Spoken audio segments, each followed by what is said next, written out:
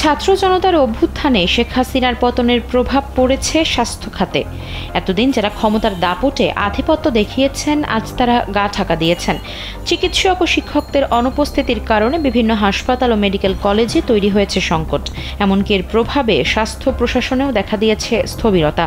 স্বাস্থ্য বিশেষজ্ঞরা বলছেন, বাড়তি সুযোগ সুবিধা পেতে রাজনৈতিক দলের লেজুরবৃত্তি করে চিকিৎসকরা অনিয়ম দুর্নীতিতে জড়িয়ে পড়ায় এমন অবস্থার সৃষ্টি হয়েছে।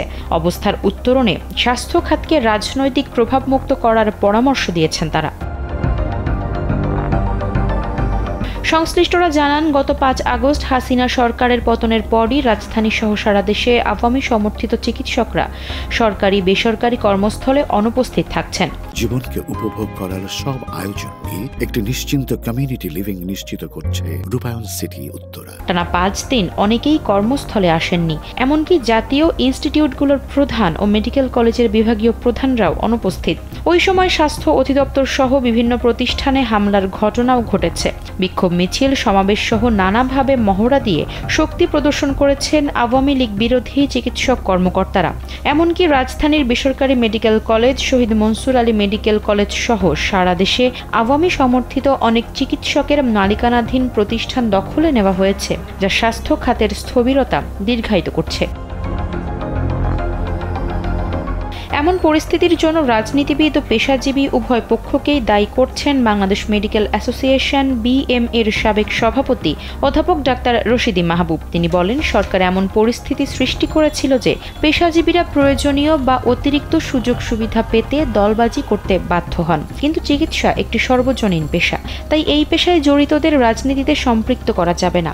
বদলি, পদায়ন রাজনীতিমুখী না করে উপযুক্ততার ভিত্তিতে নিশ্চিত করতে হবে, অন্যথায় এই পরিস্থিতির পুনরাবৃত্তি ঘটবে।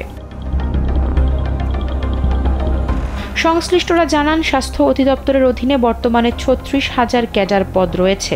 সেখানে প্রথম শ্রেণীর পদ মাত্র 2টি আর দ্বিতীয় শ্রেণীর পদ রয়েছে 14টি। তবে এসব পদে নিয়োগের ক্ষেত্রে বিগত সময়ে মানা হয়নি জনপ্রশাসন নীতিমালা। যোগ্যতা, অভিজ্ঞতা এবং জ্যেষ্ঠতা লঙ্ঘন করে গুরুত্বপূর্ণ দায়িত্বে পদায়ন নিয়মে পরিণত হয়। কর্তৃপক্ষের এসব স্বেচ্ছাচারী সিদ্ধান্তে অনেকেই হতাশ ও ক্ষুব্ধ হয়েছেন। পরিচয় প্রকাশে অনিচ্ছুক স্বাস্থ্য প্রশাসনের 2জন কর্মকর্তা জানান, বিগত সরকারের সময় স্বাস্থ্য প্রশাসনে নিয়মনীতি খুব কমই পালন করা হতো। স্বাস্থ্য অধিদপ্তরের সাবেক এক কর্মকর্তা বলেন, বর্তমানে দেশে ভিন্ন রাজনৈতিক প্রেক্ষাপট বিরাজমান।